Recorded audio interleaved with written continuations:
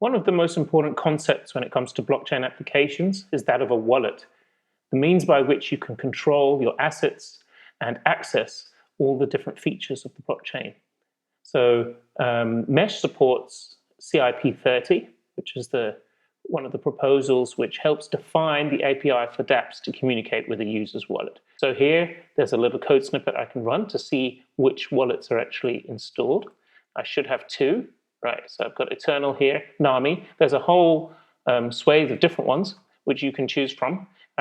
Some people prefer Eternal because it's got a lot of information about the intricacies of different transactions. Nami is a very nice, simple wallet, which also works very well. So I wouldn't dictate which one you want to use. It looks a little bit like this, Nami, and then Eternal looks a little bit more like this.